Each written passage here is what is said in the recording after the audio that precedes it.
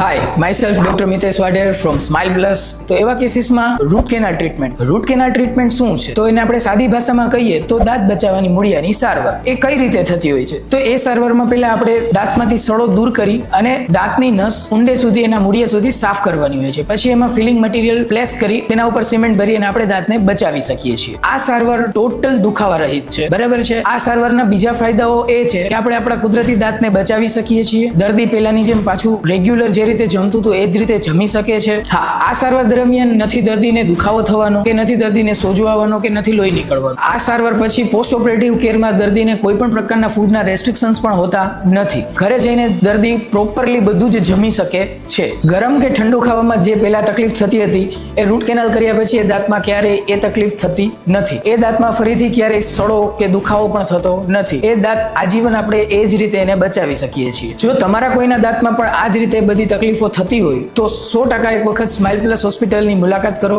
કે જ્યાં experience doctor દ્વારા 10,000 થી પણ વધુ રૂટ કેનાલની ટ્રીટમેન્ટ કરવામાં આવેલ છે with 100% result and 100% satisfaction. Thank you.